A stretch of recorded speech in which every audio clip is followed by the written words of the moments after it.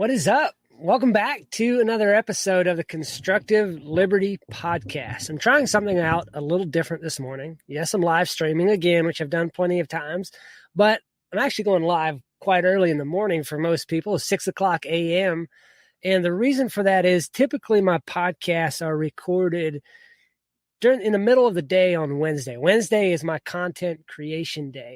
And this morning, I'm actually going to go out on the job today. I'm in construction. That's day job. That's what pays the bills. Podcasting doesn't pay my bills yet. So I'm actually going out on the job today for a few hours to try to get some stuff done just to keep the homeowners happy. And so that's why I'm recording at this early hour of the morning. What I've got for you today, we're going to talk about time management. Now, I'm not the best in the world at time management. It's something that I have to actively, try to do, to get better at, to get things done within the time that I have. I did a podcast early on. I'm on episode I think 96 or 97. I'm not even sure. I know I'm getting close to episode 100, so that's kind of exciting. If you're somebody who's listened to the show and has liked anything that you've heard, go ahead and leave me some feedback or send a review or a voice message or send something in and I'll share it on the 100th episode. That's going to be a lot of fun. But I shared an episode early on about time management and how time management should more accurately be called self-management, because we can't manage time. Like, time is what it is. It's a linear thing. And we operate within time. And we can only manage and control ourselves within the time that we're given. And we have to actually do things. So it's self-management within the time rather than time management for ourselves. And I think if we can make that subtle shift in our mind that we actually have to change our actions within the time that we're given, then we'll be more effective at what we like to call time management. There's a lot of different strategies out there. There's a lot of different ways to manage your time, and they all can work if you work the strategy. One of my favorite things to do is I keep a planner, and this is the Ziegler planner, the performance planner from Ziegler Industries or Inc. or whatever they are, from the Ziggs company business. Ziegler's no longer with us, but he left a legacy behind. And one of the things that came out of that is this time management, or this planner, which is essentially a goal-oriented and time management system. I love it. This is the third, maybe fourth year I've been using it. It's great, but you have to actually work the system. And that's just one of the things that I do to try to get the things done in life that I want to do, rather than looking back over the past week and be like, oh man, I should have done that. And I wish I had done this, and look back over the last year, man, I wish I had only done that. When am I going to do it? I like to put it in my calendar, put it on my list, and actually make the things happen that I want to happen, rather than we'll get into that. Before I get into that, I want to share a verse that I came across. Typically, I go through Proverbs. I read through that. There's like 31 chapters in Proverbs, and I usually read through that once a month, just a chapter a day. It's something that keeps me grounded. It talks a lot about wisdom, finding wisdom, and yes, becoming a more wisdomous person, for lack of a better term. I decided to switch that up, and I'm actually reading through Psalms right now. No, I'm not going to read through that in a month because there's like hundreds of chapters in there, but I will be going through that. But the verse I wanted to share with you guys says, "And he shall be like a tree planted by the rivers of waters, that bringeth forth his fruit in his season, in his time. His leaf shall not wither, and whatsoever he doeth shall prosper." So trees have a time management system built into them. Plants have a time management system built into them. They have a calendar that's written in their code. So when they get the proper preparation, the proper planning, when things happen in the right manner, their fruit comes forth in its time, in its season. And we as humans can be the same way. There's things that we want to get done. There's things that we need to get done. And if we take the proper steps and do the right preparations, then in its time, those things will happen.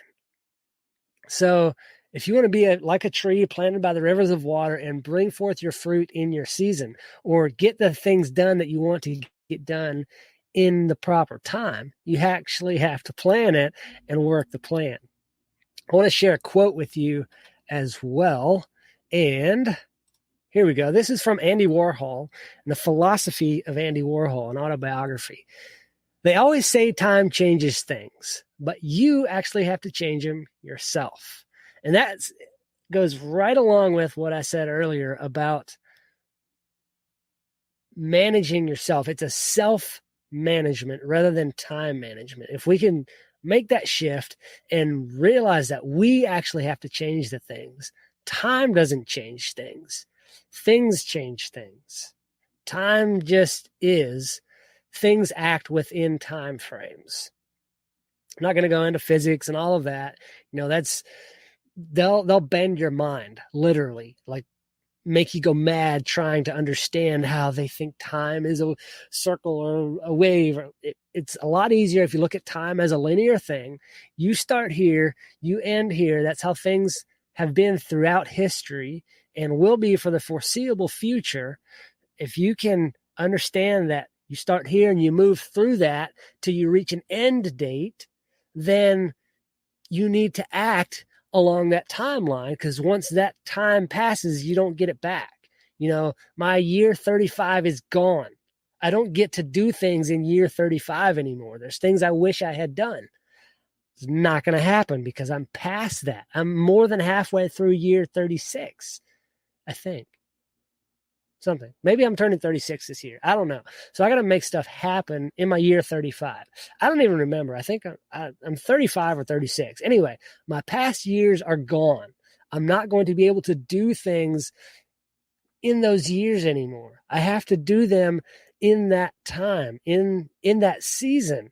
If I want the fruit to happen, I've got to make it happen. I've got to do the work. So I want to share with you 9 time management tips to take back your time.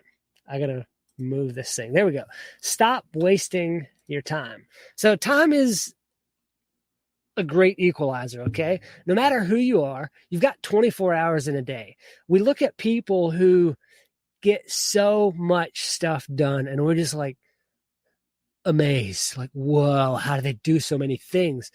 But we've all got 24 hours in a day.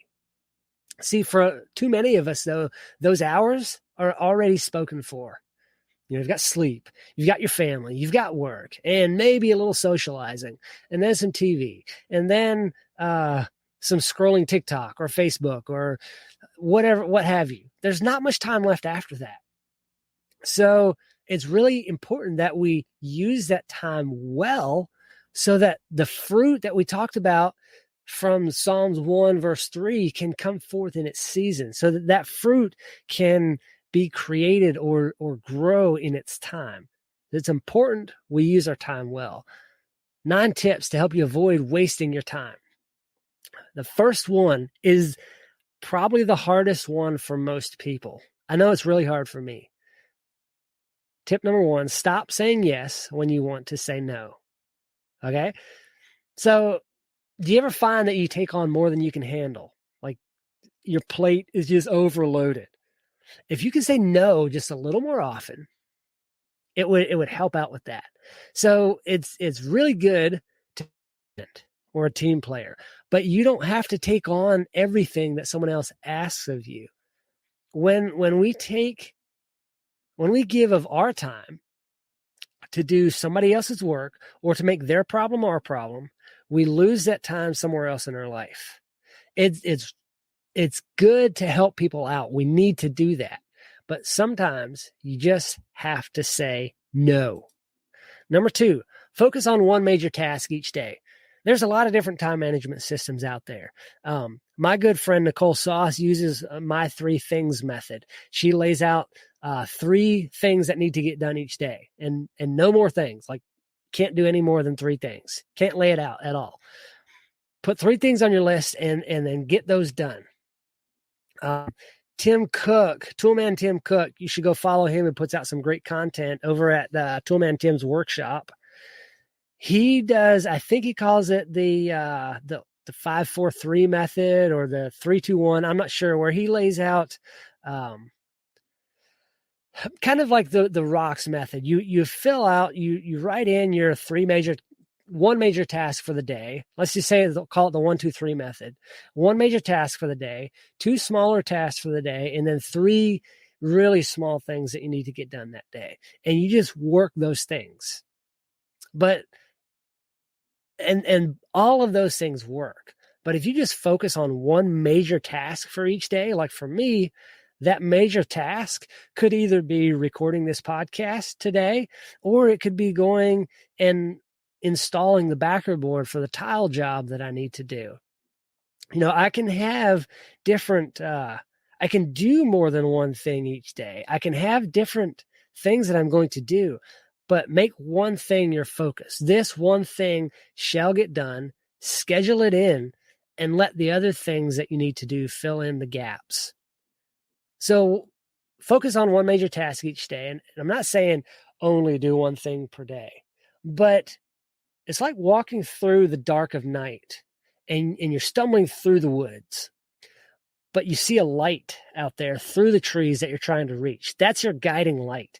That's what the one thing each day is. It's your guiding light. It's one thing or one theme to focus on for the day. So when you're in between tasks or whatever, you're not going to find yourself wondering what to do next. You'll always have that thing, that one major task to come back to. Like, I know this is what I'm working on. This is my focus for today. Tip number 3, you don't have to respond right away. We are overrun with notifications from text messages, phone calls, emails, TikTok notifications, Instagram, Facebook, Pinterest. The list goes on and on and on.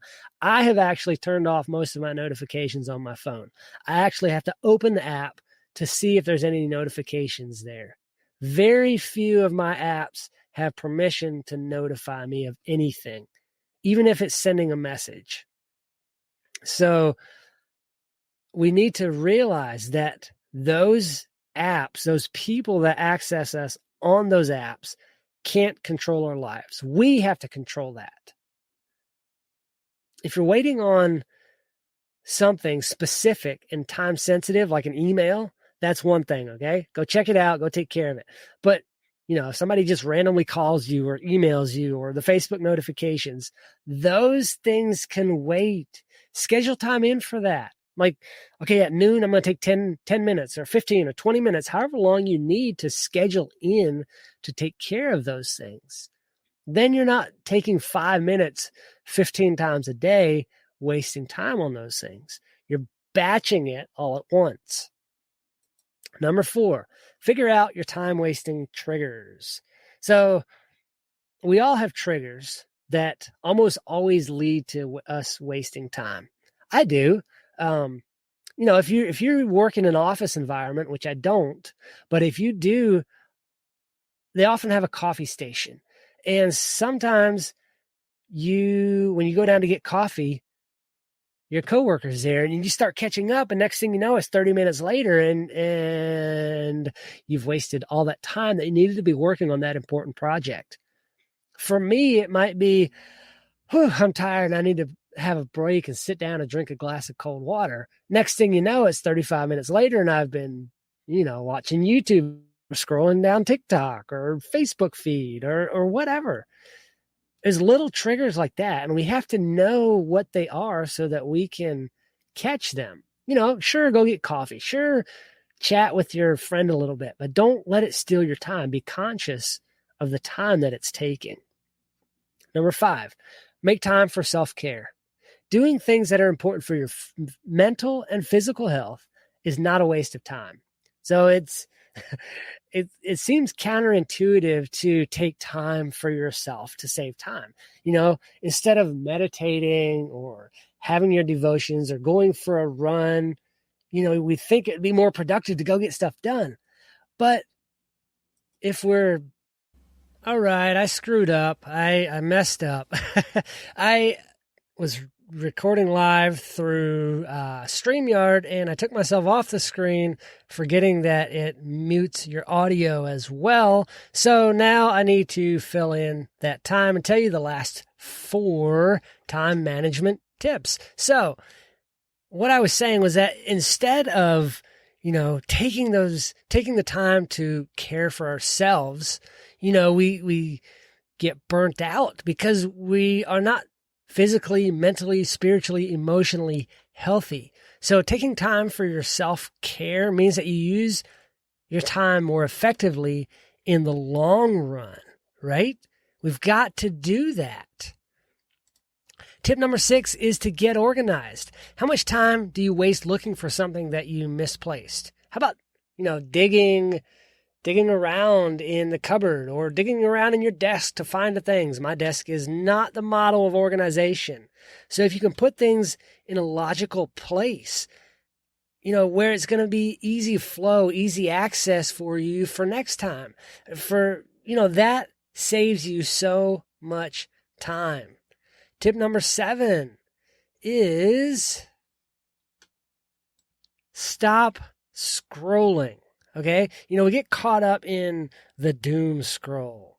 And I get it. It's anything negative, which the news is 99% negative today, and most people comment on the news things. You get stuck in that scroll because it draws you in. We're constantly connected to Twitter or TikTok or the news feed or so many things that we are updated on all the time. We need to break that habit. It wastes our time and it wastes our energy. Okay? Tip number 8, other people's problems are not your problems. Now, we can make the deliberate choice and refuse to be dragged into the office gossip or the school drama or your friends' issues. And trust me, your friends have lots of issues. Now, you need to support the people that you love, but you don't have to let their problems be your problems. Don't waste the time and the energy worrying about the things that they're involved in. Sure, help them out through it, but don't let it become your issue, all right? They don't need to steal your time. And last of all, and this is kind of an odd thing for time management, but building your self-confidence. See, I told you think it was an odd one for time management, but it's actually one of the most powerful things that you can do to stop wasting your time. If you think about it for a second, confident people make quicker decisions, take more decisive action, and they don't need to wait until every single detail is perfect. Now, if you could do those things, think about how much time that would save you in your life. Making quick decisions, following through on that, being decisive. It doesn't have to be perfect. If you can do those things, your life will be so much better. That's all I've got for you today. I want to leave you with a question. Actually, first, I've got 3 things that you can do to take action. 1, what's your most important goal for today or tomorrow? Depending on when you're listening to this. Write it down and let that be your main focus to guide you through the day. Number 2, organize one aspect of your life right now, whether that's your desk, whether that's your truck or your car or a drawer in your house or the desktop on your computer or your phone's home screen. Organize it. Put things where they need to be. Declutter it. And that will save you time and mental space. And then I want you to start recognizing the triggers for wasting time. So when you think back, when you catch yourself wasting time, think back to what happened leading up to that. Recognize it. And next time that comes up, put a stop to it. Cut that out. Quit wasting time. You've only got one life to live. YOLO, you only live once. Most people say that for doing everything. But truth of the matter is, instead of doing everything, be intentional with the things that you do. You need to be intentional with what you do in life so that you can do the things you want to do. Make time for those things.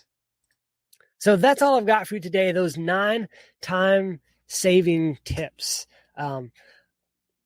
Which one of those was the best for you?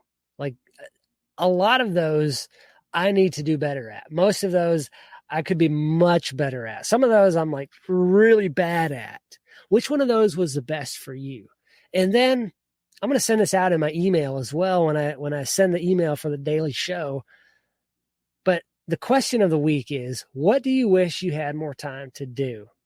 Whether that is going fishing, going spending time with your spouse or with a friend, or going bowling or hiking, whatever those things are. What do you wish you had more time to do? Let me know either in the comments or send an email to ken@constructiveliberty.com. And I'd love to know what that thing is for you. And I'll share my thing that I wish I had more time to do on the show next week.